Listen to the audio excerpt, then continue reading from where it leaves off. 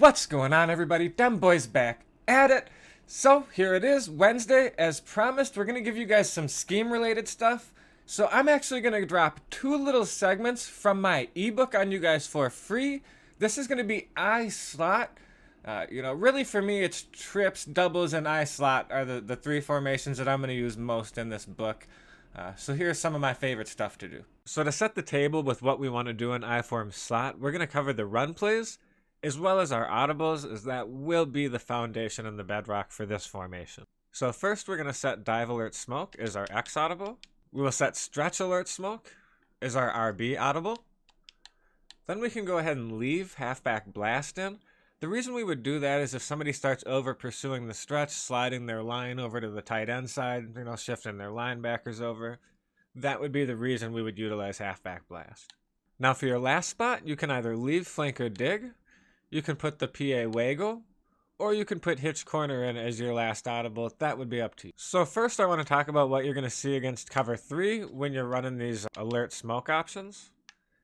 So the first thing that you need to know is if they're in zone and they're pressed, odds are it's not going to work too well for you. If they're in man and they're pressed, you really just have to read that corner and see if he runs in towards the running back or not. Now, obviously, you cannot see him from here, so pro tip on how we solve this, we're going to go ahead and hit Y, and that's just going to bring up our receiver hot route options. What we'll do is we will click down the right stick to close that menu, but it'll keep us back here. Much easier to see there than it is here. So again, we bring up our receiver hot routes, we click right stick, we can easily see that it's open. And that's the angle. You're going to want to run directly at the corner and then break outside because you can definitely create some pursuit issues. Now let's talk about our rules of thumb if they're baseline versus not, if they're pressed versus not. So anytime I see the outside corner high and inside, as we see here, versus maybe being pressed or baseline and pressed, that tells me if I'm running the stretch, I'm good to go. Now this is as well true when I'm running the dive, but none of it's nearly as important with the dive.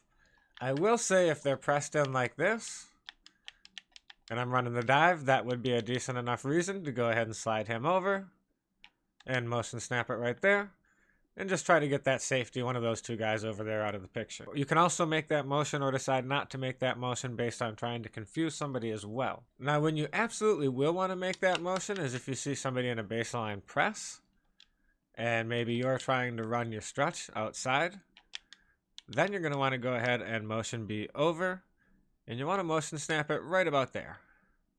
And that'll usually get him into a position to make a good target on the block. If you mess that timing up, he may not target the block quite as well. So again, if somebody starts sliding their line and their linebackers over, and maybe the user's over here just kind of starting to cheat and over pursue, that's when we can go ahead and call this HB Blast, and try to get a crease right there if we don't get block shedded, as you see. These will be our setups for PA Waggle. This will primarily be a tight end delay rollout offense. The first rule is always have your wide receivers over to the short side of the field, and that's because we want to have as much room as possible to roll with our quarterback.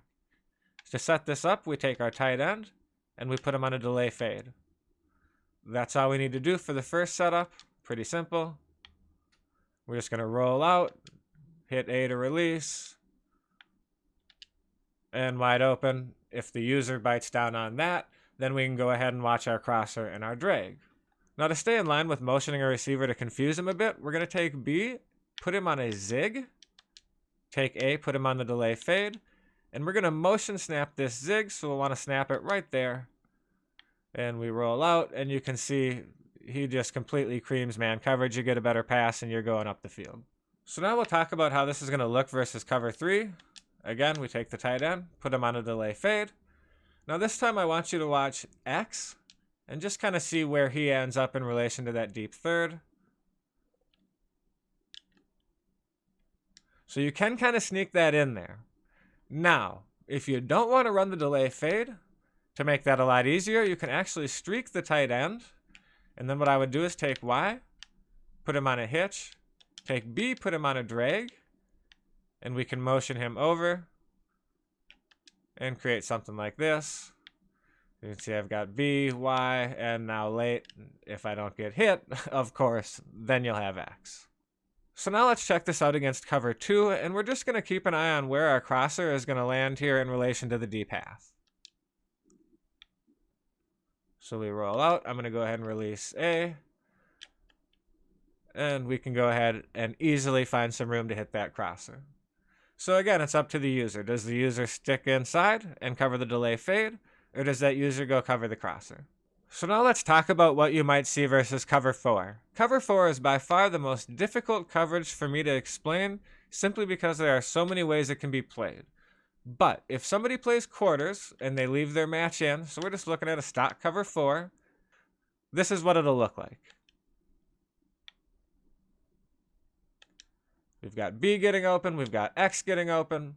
In essence, the match coverage can definitely get burned when you roll out. On the other hand, if they have zone depths set differently, or they bring up their coverage adjustments and press left bumper to play the sticks and take match out, you're going to be left with not very much open.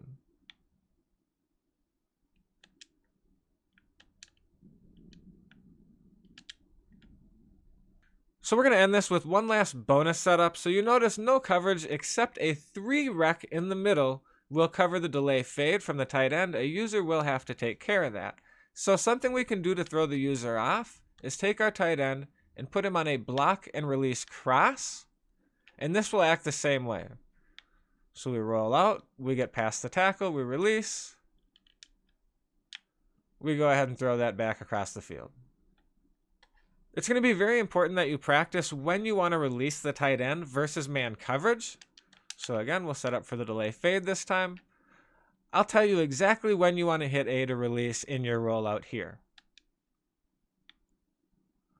Right now. So I'm going to show you exactly what I waited for in order to release the ball.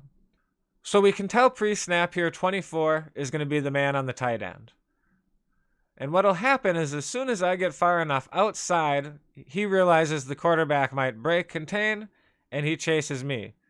So I'm simply waiting for him to turn around and give chase, then I release the tight end. I do like to pass lead that back towards the middle of the field, as you can see, just to create some more room to run up the sideline. So when we talk about abilities, I did mention the power, the QB run, things where you have pulling guards. So Puller Elite is definitely an option for this offense. As well, side note, if you want to use post-up to improve the run game, it's actually more effective to have post-up on your guards than it is, say, on just your center. So you can actually leave the center alone and move that over to the guard position.